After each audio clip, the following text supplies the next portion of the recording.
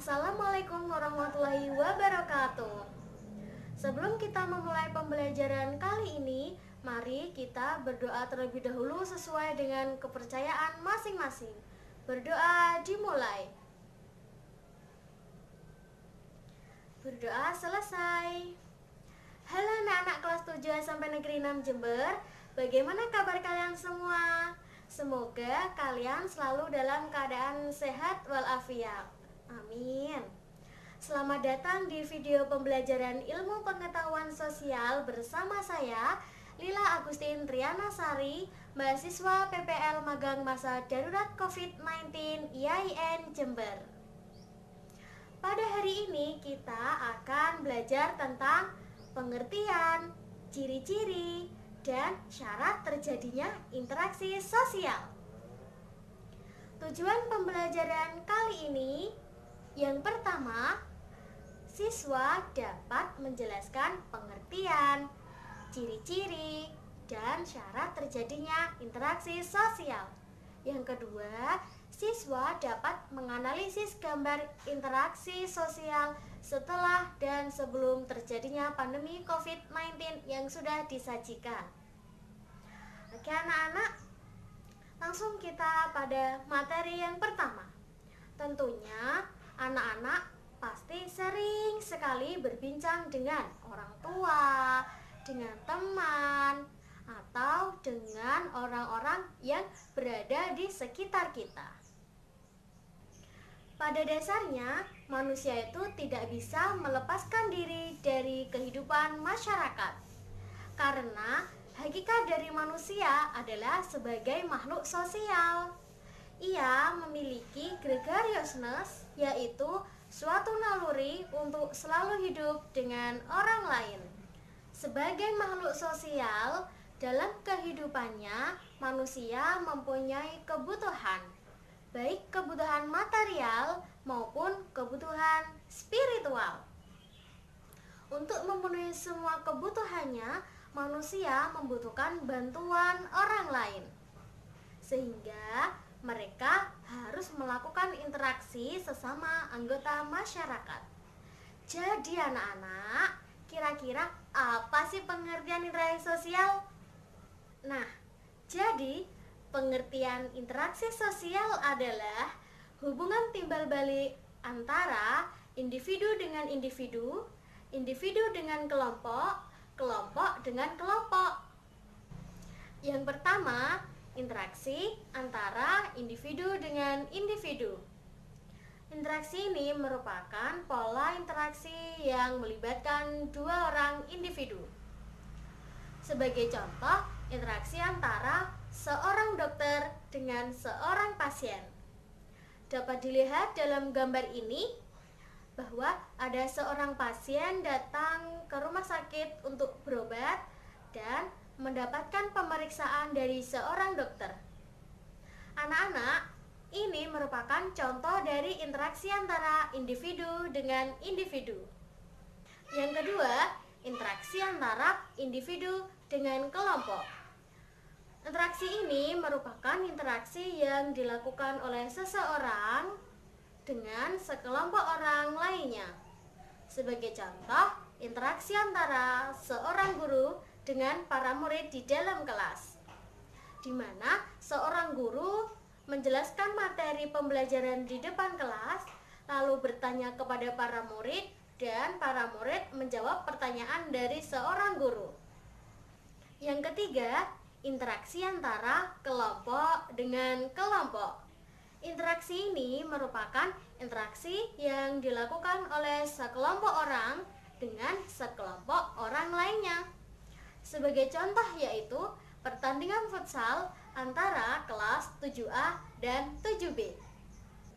Anak-anak, dalam interaksi sosial, hubungan timbal balik yang dilakukan harus terwujud dalam aksi dan reaksi.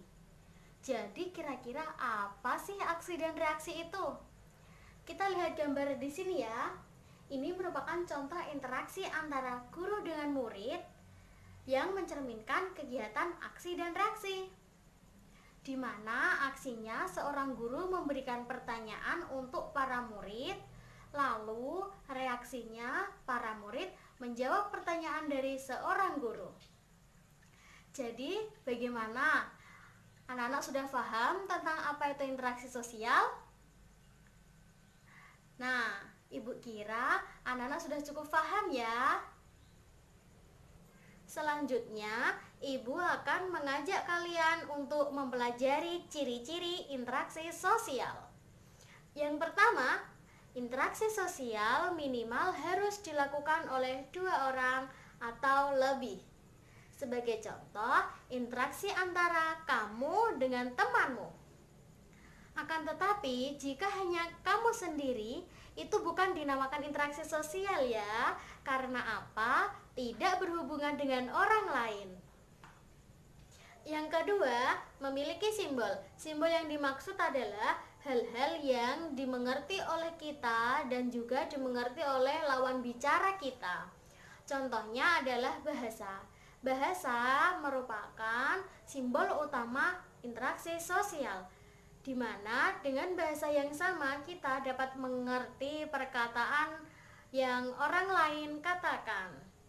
Oke, anak-anak sekarang dapat disimak gambar berikut ini merupakan interaksi antara bertemunya orang Minang dengan orang Jawa dan mereka saling berbicara dengan menggunakan bahasa daerah mereka masing-masing.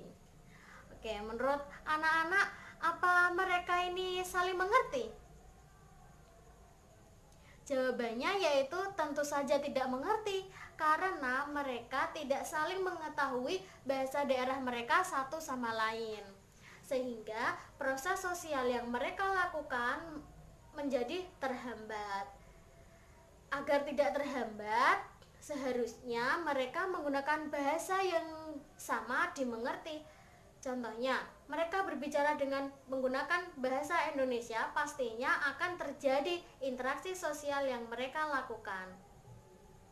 Yang ketiga, adanya dimensi waktu. Maksudnya adalah interaksi sosial mengacu pada kondisi waktu, yaitu masa lalu, masa kini, maupun masa yang akan datang. Yang keempat, memiliki tujuan. Setiap kita berbicara dengan orang lain, pasti ada tujuan yang ingin kita capai. Contohnya, ketika guru menjelaskan pelajaran di depan para murid-muridnya, tujuan yang ingin dicapai adalah agar pelajaran yang disampaikan oleh guru dapat diterima baik oleh para murid-muridnya. Contohnya lagi adalah interaksi antara kamu dengan teman kamu. Tujuannya adalah untuk saling mempererat persahabatan, untuk saling bertukar cerita, atau bahkan hanya untuk saling bertukar kabar.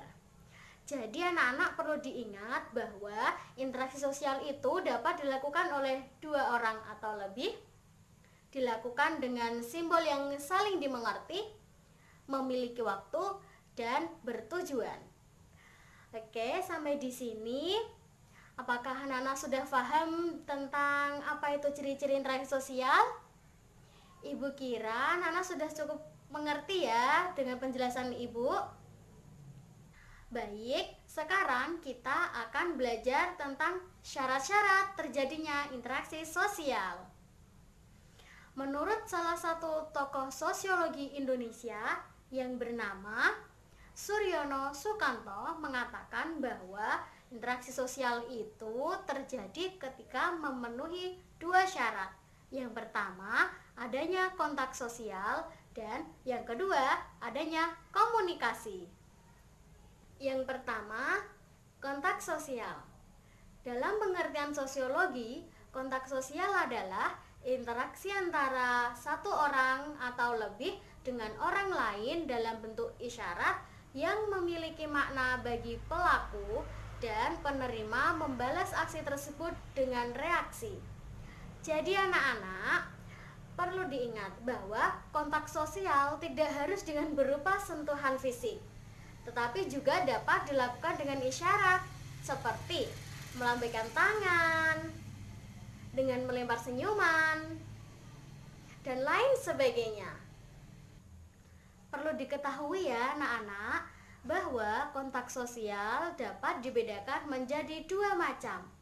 Yang pertama, kontak sosial primer, dan yang kedua, kontak sosial sekunder.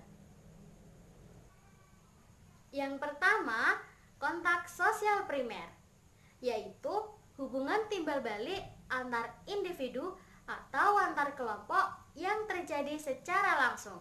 Contohnya, berbicara, tersenyum, atau berjabat tangan. Yang kedua, kontak sosial sekunder, yaitu hubungan timbal balik antar individu atau antar kelompok melalui perantara. Contohnya, menelepon teman, titip pesan kepada orang lain, pembelajaran sekolah daring melalui YouTube, dan masih banyak lagi. Syarat interaksi yang kedua yaitu komunikasi.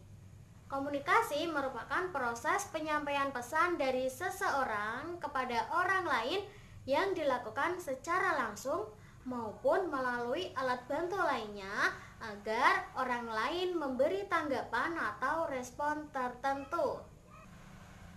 Dalam komunikasi terdapat 5 unsur pokok, yaitu yang pertama, komunikator adalah orang yang menyampaikan pesan kepada orang lain. Yang kedua, komunikan, yaitu orang atau sekelompok orang yang menerima pesan. Yang ketiga, pesan. Pesan adalah suatu yang disampaikan oleh komunikator. Yang keempat, media. Media adalah alat untuk menyampaikan pesan. Yang kelima adalah feedback. Feedback atau balasan yaitu perubahan yang diharapkan terjadi pada komunikan setelah mendapatkan pesan dari komunikator. Baik anak-anak, sekian pembelajaran kali ini yang dapat Ibu sampaikan. Semoga apa yang Ibu sampaikan bermanfaat untuk kalian semua. Tetap dipelajari apa yang sudah didapat hari ini dan jangan lupa tetap semangat untuk belajar. Sekian dari Ibu. Wassalamualaikum warahmatullahi wabarakatuh. Sampai jumpa di video pembelajaran IPS berikutnya.